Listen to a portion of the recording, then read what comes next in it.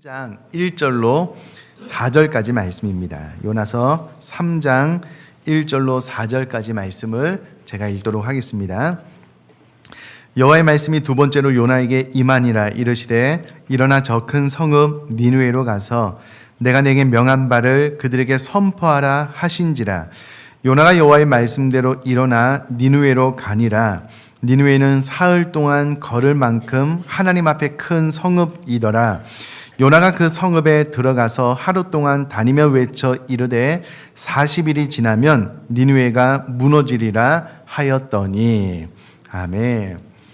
계속해서 요나서 강의를 진행하고 있는데요. 다 아시겠지만 한 번만 더 지난 말씀을 요약해서 좀 말씀을 드리면은요. 하나님께서 선지자 요나에게 이스라엘 입장에서는 원수의 나라기는 하지만 아수르의 도성 수도 니느웨에 가서 곧 멸망할 거다, 복음을 선포하라 라는 명령을 주십니다. 그런데 요나가 이야기를 듣고 즉시로 순종하면 좋겠는데 안타깝게도 니느웨와 정반대인 다시스로 도망을 가는데요.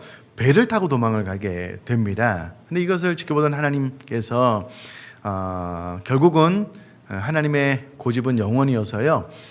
요나를 통해서 복음을 증거케 하시려고 거대한 풍랑을 일으키셨고요. 결국은 선원들의 손에 의해서 요나가 바다에 던져지게 됩니다. 바다에 던져져서 이제는 내가 죽었다라고 생각하는 찰나에 또 하나님께서 미리 준비해 놓으신 물고기를 통하여 요나를 삼키게 하셨고요. 요나가 물고기 뱃속에서 하나님 앞에 진심으로 중심으로 회개하는 장면이 2장에 기록이 되어져 있습니다. 2장의 내용에 대해서는 지난 금요성령 기도회 때 제가 설교를 했고요. 이어서 3장에 회개하고 돌이키고 난 요나가 다시금 하나님의 명령을 듣고 이제 도망가지 않고 즉시로 니느웨로 가서 외치게 되는 순종을 하게 되고요. 뜻밖의 놀랍게 니느웨 성 모든 왕과 더불어 도성의 사람들이 회개하고 돌이키게 되는 장면이 오늘 우리가 읽은 3장 1절에서 4절 그리고 이후에 기록이 되어져 있습니다. 오전에는 전반부만 좀 말씀을 선포하고요. 5절 이하에는 오후에 이어서 말씀을 좀 전하도록 하겠습니다. 일단 여러분, 이 요나서가 4장으로 기록이 되어져 있는데 생각 같아서는 1, 2장을 떼고 3장부터 기록이 되어져 있으면 요나에게 참 좋을 뻔했습니다. 하나님의 명령이 주어지고 요나가 즉시로 가서 니느웨에 가서 복음을 증거하면 참 그림이 좋을 뻔했어요. 안타깝게도 요나는 이 바다에 던져지고 이제 곧 죽었다라는 찰나에 굳이 물고기 뱃속까지 들어가는 경험을 하고 나서야 하나님 말씀대로 순종하는 것이 옳구나라는 것을 깨닫고 순종해서 오늘 니느웨로 가게 되는데, 저는 저와 여러분들이 하나님께서 우리에게 명령하실 때 굳이 불순종하다가 이래저래 하나님 앞에 죄송합니다 치이거나 얻어맞고 순종할 필요가 없잖아요. 그렇게 하지 말고 즉시로 순종할 수 있는 지혜가 임할 수 있게 되기를 제가 주님의 이름으로 축복합니다. 그렇게 되셨으면 좋겠습니다. 꼭 굳이 어려움을 겪고 나서 순종할 이유는 없는데, 자, 그러면 요나는 굳이 이렇게 어려움을 겪고 나서 순종하게 되었을까라는 것을 생각을 좀 해보려고 하는데요. 오늘 전반부 내용이 참 중요합니다. 요나가 왜 굳이 이렇게 어려운 순간을 통과해서 하나님 앞에 순종하여 이방 나라까지 가서 복음을 증거하게 되었는가라는 것을 생각을 해보면은요, 그것은 처음에 이스라엘 백성들이 가지고 있었던 좋은 의미에서 선민의식은 괜찮지만 나쁜 의미에서 선민의식 때문에 그러했습니다. 하나님께서 믿음의 조상 아브라함을 세워서 모든 열방 가운데 하나님의 하나님 되심을 나타내기를 원하셨고요. 아브라함을 축복의 통로로 삼아서 그로 말미암아 복음이 온 열방 가운데 전해지기를 원하셨는데, 이 과정 가운데 아브라함의 후손들이 우리가 축복의 통로다라고 생각을 하지 않고 우리만 하나님의 축복을 받았다라고 생각을 하게 되었습니다. 그래서 하나님께서 우리를 선택하여 우리는 구원받은 하나님의 백성이지만 이스라엘 백성 바깥에 있는 이방인들은 하나님의 선택을 받지 못한 멸망받을 백성이다라고 생각을 하게 되었습니다. 그리고 굳이 하나님께서 우리에게 주신 우리만을 선택한 이 선민 의식을 저버리고 다른 곳에 가서 복음을 증가할 이유가 없었다라고 이스라엘 백성들이 생각을 했고요. 이것이 후대로 내려오면서 뿌리 깊게 이스라엘 백성들 마음속에 자리매김하게 된 겁니다.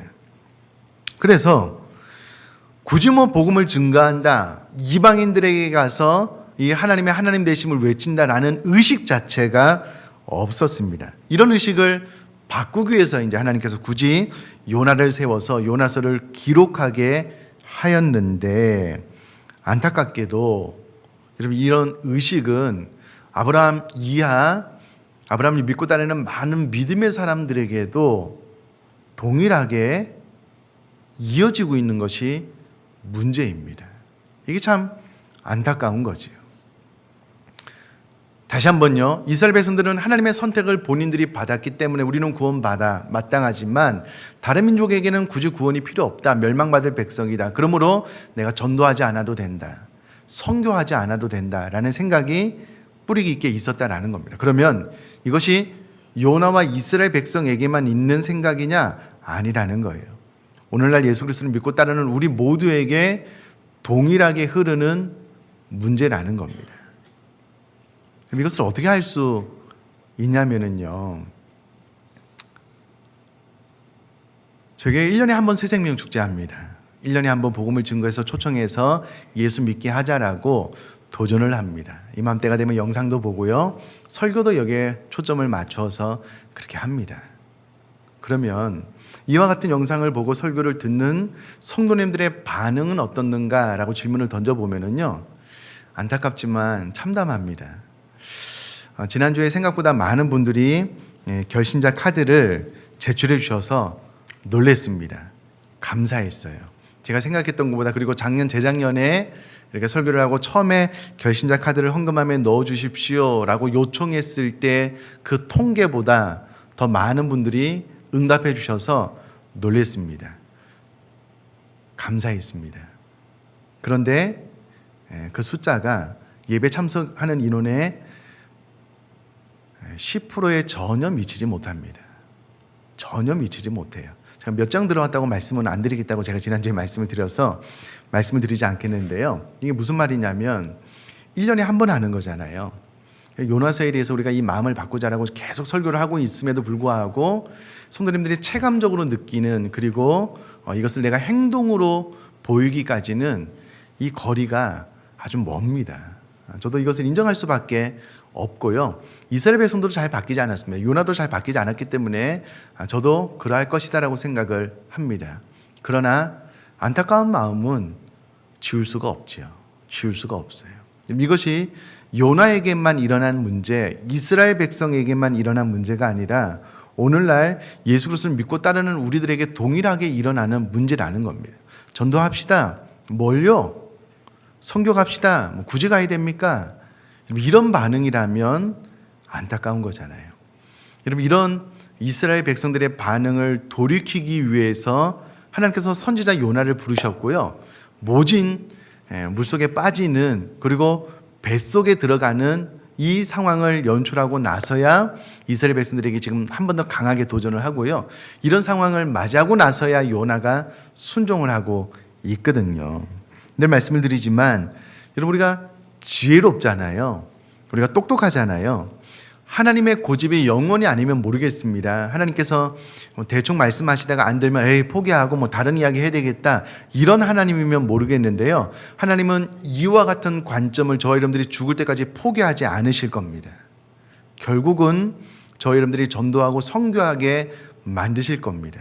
그러면 저희 여러분들이 순종할 때까지 하나님은 어떤 일을 계속 하셔야 되잖아요. 그렇게 하지 말고 우리가 순종하는 것이 가장 바람직하고 똑똑한 일이다라는 겁니다. 여러분, 신앙생활의 끝은 어딜까라고 질문을 받아보면 아마 고민이 될 수 있을 겁니다. 신앙생활의 끝. 여러분, 그 끝은 결국은 복음 전도입니다. 결국은 선교입니다. 우리가 신앙생활 하면서 1대1 하는 것 중요합니다. 아주 귀한 일입니다. 큐티베릭 세미나 중요한 일입니다. 또 하나님 앞에 훈련받는 것 중요한 일입니다. 그러나 그것이 우리들의 신앙의 목표 끝이냐? 아니라는 거죠. 그것을 통해서 그 무엇인가를 해야 되는데 그것을 통한 그 무엇, 그 끝이 어디냐면 결국은 선교이고 결국은 전도입니다.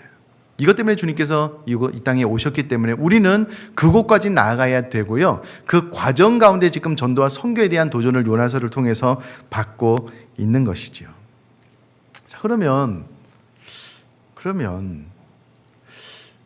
안타깝게 왜 이와 같은 마음이 굳어지게 되었는가라는 겁니다. 아마도 아브라함을 따르는 그 믿음의 사람들이 잘못된 성경 해석 혹은 자기만의 이해로 마음을 굳게 만들어버린 것이 문제인 것 같습니다. 여러분, 성경을 가만히 보면은요, 하나님께서 믿음의 조상 아브라함을 부르실 때에 아브라함만 그리고 그의 후손만 복을 주겠다라고 하나님께서 말씀하시지 않았습니다. 아브라함은 축복의 통로가 되어서 그로 말미암아 모든 민족과 열방들이 아브라함의 후손을 통하여 돌아오게 될 것이다. 아브라함은 축복의 통로로 하나님께서 사용할 것이다 라고 말씀을 하셨습니다.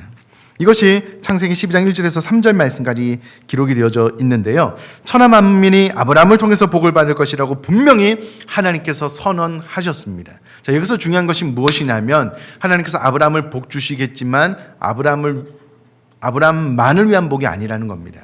아브라함에게 복을 주셔서 이 복이 아브라함을 통하여 흘러감으로 말미암아 모든 나라와 열방들이 이 복을 받게 하겠다라고 말씀을 하셨다라는 겁니다. 뿐만 아니라 창세기 17장 12절 말씀 보면은요, 하나님께서 아브라함과 그 가족에게 너는 나의 자녀이다. 내가 너를 이끌어 주겠다는 언약의 증표로 할례를 행할 것을 명령하십니다. 그런데 이 할례를 행하는 대상이 아브라함 가족에만 있었느냐? 그렇지 않습니다. 창세기 17장 12절 말씀 보면은요, 이 할례는 이방인에게 돈으로 산 종들까지도 받게 하셨습니다. 그럼 할례 자체는 하나님과의 언약을 의미하는 거고요. 할례를 받으면 이제 내 백성이다라는 것을 상징적으로 표현해 주는 그런 것인데요. 이것이 아브라함의 혈통뿐만 아니라 아브라함이 종으로 부렸던 이들까지도 할례를 받게 함으로써 혈통적으로 내 언약 백성이 되는 것이 아니라 할례를 받으면 누구라도 나와 언약을 맺고 언약 백성이 된다라는 것을 보여주셨습니다. 뿐만 아니라 이어서 17장 이후에 좀 읽어보면은요, 특별히 14절 말씀 보면은요, 아브라함의 가족 후손 중에서라도 할례를 받지 않는 자는 여호와의 언약을 배신한 자로 간주하여서 여호와의 구원 백성 중에서 끊어질 것을 선언하셨습니다. 그러므로 아브라함의 후손이면 무조건 하나님과의 언약 백성이 아니라요, 아브라함의 후손이라도 할례를 받지 않으면 언약 백성에서 끊어지고 아브라함의 후손이 아니라고 할지라도 할례를 받으면 언약 백성이 된다라고 일찍이 창세기부터 하나님께서 기록을 해놓고 있습니다. 뿐만 아니라 이스라엘 백성들이 애굽에서 400년 혹은 430년 종살이를 하다가 하나님께서 모세라는 지도자를 세워서 이스라엘 백성들을 애굽이 상징하는 세상으로부터 애굽으로부터 구출해 내시거든요. 이때에 하나님께서 이스라엘 백성들만 구출해 내시는가? 아니라는 거죠. 이스라엘 백성들과 함께 있었던 다른 민족 모두를 함께 구원해 내므로써 하나님께서는 모든 민족과 열방들이 하나님 앞으로 돌아와 구원받게 하려고 하는 이 계획을 일찍이 보여주셨습니다. 뿐만 아니라 이스라엘 백성들이 가나안 땅에 들어갈 때에 이방 여인 라합이 여호와에 대한 신앙을 고백하게 되므로 그 가나안 족속과 함께 다 죽은 것이 아니라 이스라엘 백성 쪽으로 들어오게 됩니다. 여러분, 애굽에 있었던 이방인들도 이스라엘 백성과 함께 나왔을 뿐만 아니라 심지어는 가나안 땅의 7족속을 다 멸하라고 한 그 땅 가운데 살고 있었던 여인도 믿음으로 고백을 했을 때에 하나님의 백성 되는 일을 성경에 기록을 해놓고 있다면, 여러분, 우리 모두가 다 예수 그리스도를 믿음으로 말미암아 구원받는 길을 일찍이 구약부터 열어 주셨다라는 겁니다. 그리고 나서 하나님께서 요나에게 아수르로 가서, 아수르의 수도 니느웨에 가서 복음을 증거하라고 하는데 요나가 거부하는 거예요. 자기 고집대로, 자기 생각대로, 자기 경험대로 하나님의 명령에 순종하지 않은 것이죠. 여러분, 오늘 말씀을 준비하면서 막 소리를 치지 않으려고 그래요. 그냥 담담하게 있는 것 그냥 그대로 말씀을 드리려고 합니다. 싱거울 수는 있을 것 같아요. 그러나 마음속에 잘 새겨졌으면 좋겠습니다. 여러분, 하나님께서 요나를 이방인들에게 선교사로 파송을 했는데 싫다는 거예요. 안 하겠다는 겁니다. 오늘도 똑같습니다. 전도하라는데 안 하겠다는 거예요. 힘들다는 거예요. 싫다는 거예요. 귀찮다는 거예요. 어렵다는 거예요. 선교하라는데 안 하겠다는 거예요. 시간이 안 난다는 겁니다. 여러분, 이것이 다 내 주관적인 해석입니다. 여러분, 우리가 신앙생활 할 때 정말 중요한 것이 무엇이냐면, 신앙이라는 것은요, 하나님께서 원하시는 것에 나를 맞춰 나가는 것이 신앙입니다. 내가 원하는 것을 하나님 앞에 강요하는 것이 신앙이 아닙니다. 신앙은 하나님께서 나에게 무엇을 말씀을 하시든 내가 그 말씀대로 순종하겠습니다, 내가 이 길을 걷겠습니다라고 고백하는 것이 신앙입니다. 근데 내가 신앙이 있기는 있는데 내가 원하는 건 내 고집대로 내 마음대로 하겠습니다, 여러분, 이것은 신앙이 아닙니다. 이렇게 한번 생각을 해볼까요? 우리 자녀들이 학교에 갔어요. 학교에서 정한 룰이 있습니다. 정확하게 등교해서 또 공부를 다 마치면 집으로 가는 학교의 시간이 있는 거예요. 어떤 한 학생이 학교에 입학을 했는데 선생님의 말을 듣지 않아요. 나는 내 마음대로 하겠습니다. 3교시 때 학교 가고, 점심 먹고 선생님 잘 계시라고 나 가겠다고. 야, 아니다. 우리 학교의 룰은 9시에 등교해서 뭐 한 3시나 4시에 학교하는 거다. 아니라는 거예요. 나는 내 마음대로 하겠다. 여러분, 이런 학생이 많은 학교를 상상해 볼 수 있을까요? 상상을 못 하잖아요.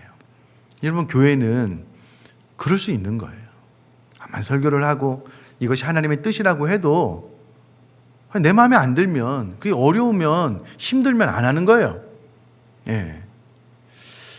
이 부분에 대해서 또 제가 또 어떻게 할 수 있는 것도 아닙니다. 명단 작성을 안 하신 분들은 그냥 저기 대자보 만들어서 명단 막 이렇게 막 공개하고 막 이렇게 안 하잖아요. 그렇게 할 수도 없고 그렇게 해서 되는 문제도 아니고요.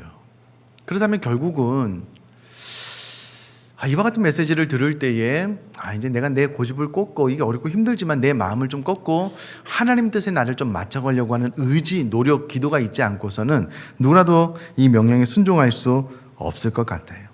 저는 오늘 본문 말씀 가운데요, 3절 말씀이 정말 은혜가 됩니다. 여러분, 3절 말씀 제가 다시 한번 읽어보면요, 요나가 여호와의 말씀대로 일어나서 니느웨로 가니라 라고 기록을 하고 있습니다. 그럼 요나가 처음부터 이랬느냐? 아니에요. 여러분, 1장을 보면 이 이야기를 듣고 도망갔습니다. 도망가 버렸어요. 그런데 물에 들어갔다 나오더니, 고기 뱃속에 들어갔다 나오더니 이제 순한 양처럼 순종해서 니느웨로 갔다라고 기록을 하고 있습니다. 저는 이 설교를 듣는 우리 성도님들이 예배가 끝나고 나면 이번 한 주간 동안 니느웨로 갔으면 좋겠습니다. 니느웨가 어디냐? 우리가 초청할 전도 대상자들이죠. 우리 동료일 수도 있고, 친구일 수도 있고, 우리 친척일 수도 있고, 선교지일 수도 있고, 가는 거예요. 요나가 처음부터 갔느냐? 그렇지 않습니다. 그런데 큰 사건을 겪고 나서 보니까 이제는 순종하거든요.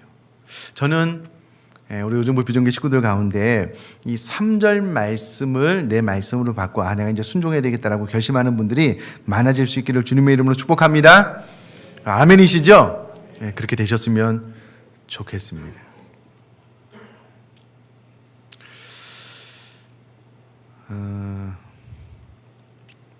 다시 한번 말씀드리지만은요, 저는 성격이 좀 이렇게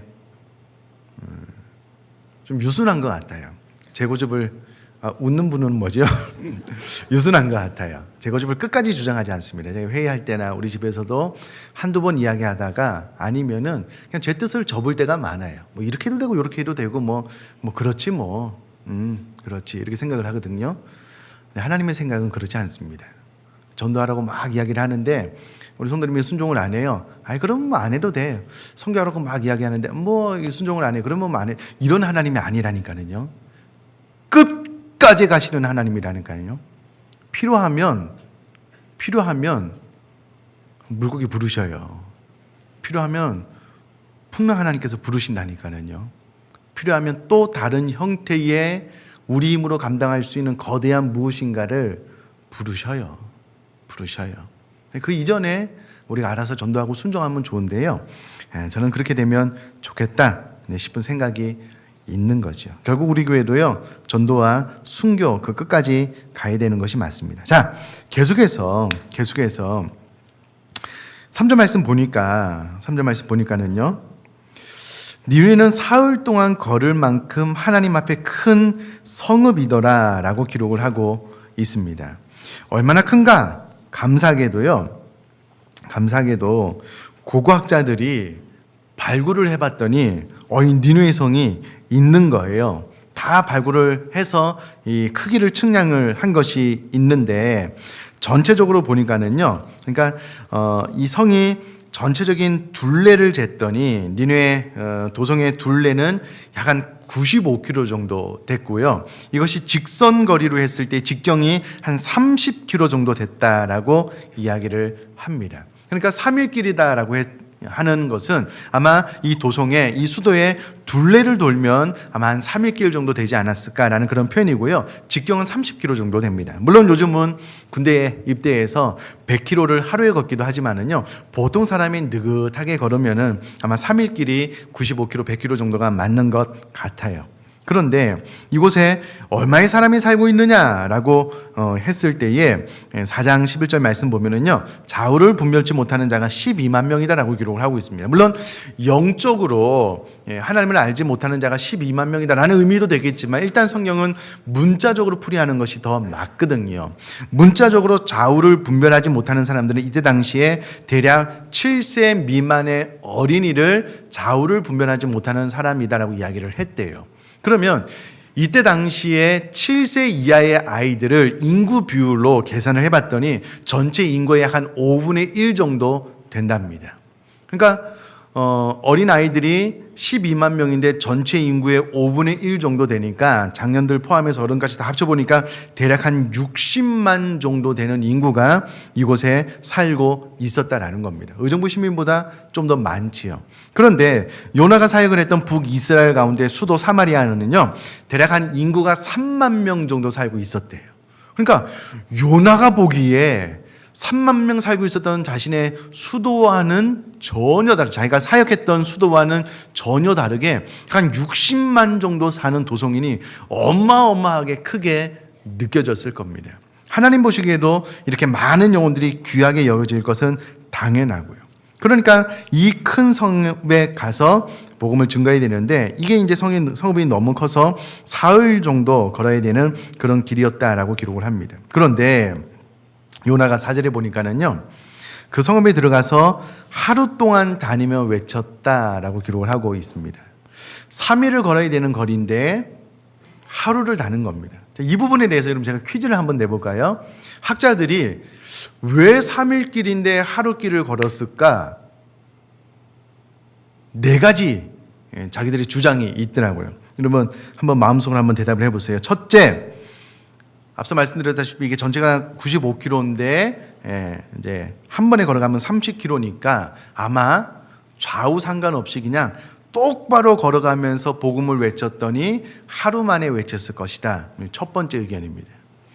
두 번째는 아마도 그가 대표적인 장소에 가서 복음을 외쳤을 것이다. 우리나라도 뭐 대전, 대구, 뭐 부산 뭐 이렇게 있듯이 아마도 이 성의 대표적인 곳만 가서 외쳤기 때문에 하루 만에 외쳤을 것이다. 이런 해석이 있고요. 세 번째는 사흘을 계획하고 복음을 증거하려고 출발을 했는데 이 니느웨 도성이 하루 만에 다 회개를 했다. 이런 의견이 있고요. 학자들이 생각이 많죠. 마지막 네 번째는 그가 사흘 동안 다니면서 외치는 것을 원하지 않았기 때문에 하루 동안 다니면서 건성건성했을 것이다. 이런 의견이 있습니다. 우리가 손을 들어서 몇 번인지 확증을 해버릴까요? 네. 아마도 4번일 가능성이 가장 큽니다. 4번일 가능성이. 왜냐하면 이제 이후에 나오겠지만은요, 순식간에 니느웨 도성 사람들이 왕 그리고 이 짐승들까지도 금식에 동참하면서 회개해서 하나님의 재앙이 내리지 않거든요. 이것을 보고 요나가 화를 내게 됩니다. 짜증을 내게 됩니다. 나 그냥 죽었으면 좋겠습니다라고 하나님 앞에 외치는 것을 통해서 아마 요나가 제대로 외치지 않았을 거예요. 아마 건성으로 했을 것이고요. 혹은 제대로 된 사랑하는 마음으로 복음을 외친 것이 아니라 너네 40일 뒤에 다 죽는다 이런 쪽으로 외쳤을 거예요. 그런데 놀라운 것은 회개하고 돌아왔다라는 겁니다. 이제 이것을 오후 시간에 왜 이렇게 되는지 그 이유에 대해서 이제 말씀을 드릴 텐데, 중요한 것은 자 이제 마지막 부분인데 저를 한번 보시면 좋겠습니다. 마무리를 지으려고 하는데요. 중요한 것은 하루 동안 건성으로 외쳐도 효과가 있었다는 거예요. 거듭나고 변화되는 은혜가 있었다는 겁니다. 여러분, 아수르라는 나라가 어떤 나라냐면 이때 당시에 이쪽 지역을 막 삼키는, 전쟁을 통해서 세력을 확장하는 강대국이었습니다. 그러니까 권력, 힘, 물질 무엇 하나 부족함이 없는 나라였어요. 그런데 복음을 듣고 회개하게 된 겁니다. 그것도 요나가 진심으로 사랑하는 마음으로 금식해 가면서 외친 것이 아니에요. 그냥 건성건성 외쳤는데, 이런 복음을 증거하다 보면 이럴 때가 있습니다. 뜻밖의. 저도 이제 복음을 증거해 보면은요, 이분은 성격이 부들부들해요. 말을 잘 들어요. 그래서 조금만 복음을 증거하면 막 코가 깨서 따라올 것 같아요. 이런 분들은 지지리도 예수님을 안 믿어요. 네. 어떤 분은요, 너무 완고해요. 막 바늘로 찔러도 막 들어가지 않을 것, 피 한 방울 안 날 것 같은 어떤 강함이 있어요. 절대 안 될 것 같아요. 근데 의외로 이런 분들이 금방 막 눈물을 벌컥 흘리고 예수 그리스도를 믿게 되는 경험을 하게 됩니다. 하게 돼요. 그러므로 전도는 내가 판단할 문제가 아니라는 겁니다. 여러분이 아수르라는 나라가, 니느웨라는 이 도성이요, 무엇 하나 부족함이 없는 나라였습니다. 복음을 증거해도 안 되겠지라고 생각을 할 수 있을 만한 그런 곳이었는데요, 뜻밖의 건성으로 외쳐도 회개했다니까는요. 여러분, 우리가 초청할 사람이 우리 마음속에 목사님 내가 여러 번 해봐도 안 된 사람이에요, 그럴 수 있죠. 근데 요 근래에 어떤 일이 일어나는지 모르잖아요. 하나님께서 다 그 마음을 준비해놨는지, 혹은 이분은 너무 강성이어서 암만 초청해도 안 될 거예요. 내 생각이라니까는요. 내 생각이 하나님께서 다 준비해놨을지도 몰라요. 뜻밖의, 나는 아무 말도 안 하고 야 우리 교회 가면 맛있는 밥 주고 선물 준다는데 갈래? 오 그래 가자. 이런 경우도 있다니까는요. 있어요. 문제는 초청을 안 하는 것이 문제입니다. 여러분, 에스겔서 말씀 보면은요, 무죄한 죄가 피 흘려 죽게 될 때에 그 주변에서 이제 오늘날로 풀어서 이야기하면 경고를 했어요.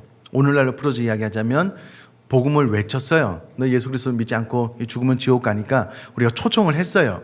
그런데 돌이키지 않아. 그가 죽게 되면 그 핏값은 그에게서 찾을 겁니다. 에스겔서 말씀입니다. 그런데 그가 멸망길로 가는데 우리가 그것을 경고하지 않았어요. 오늘날로 이야기하자면 초청하지 않았어요. 근데 그가 죽게 되면 그 핏값을 나에게서 찾는다라고 에스겔서가 기록하고 있는 겁니다. 그러니까 전에서 그가 돌이킬 수도 있고 돌이키지 않을 수도 있지만, 전하지 않은 것은 내 책임이고요, 전에서 그가 오지 않는 것은 그의 책임입니다.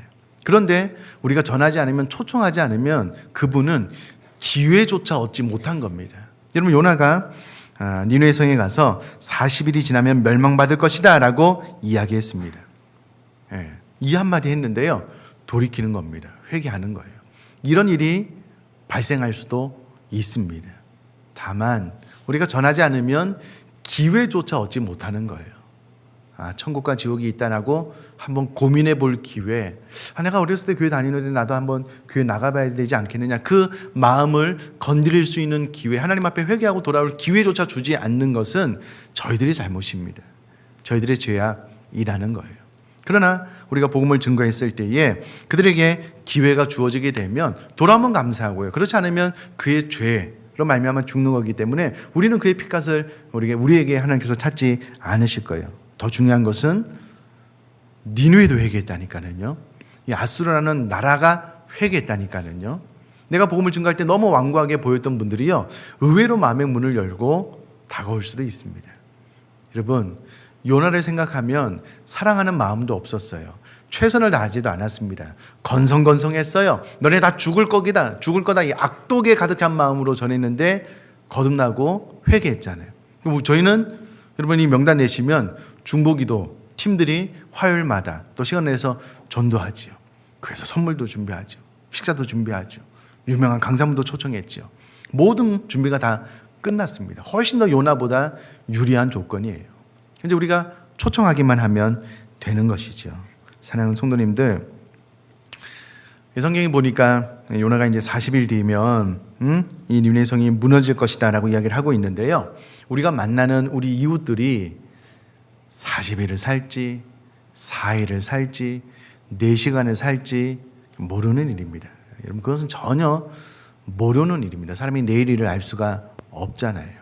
그러면 이번에 또 마지막 기회가 될 수 있으니까 여러분 꼭 나가시면서 초청 카드 2-3장만 가지고 가시면 됩니다. 저희에게 막 30장, 300장을 드리는 게 아니잖아요. 딱 2-3장 가지고 가셔서 기도하는 마음으로 하나님, 이 초청장을 보고 그가 교회로 좀 초청돼서 올 수 있도록 기도하고 정성을 다해서 전달하고 또 돌아와서 그분들을 위해서 기도하면 성령님께서 일해 주실 줄 믿습니다. 여러분, 그렇게 복음을 증거하고 궁극적으로는 요나처럼 이제 일어나서 니느웨로 가는 이 복음이 필요한 그들에게 찾아갈 수 있는 저와 여러분 될 수 있기를 주님의 이름으로 축복합니다.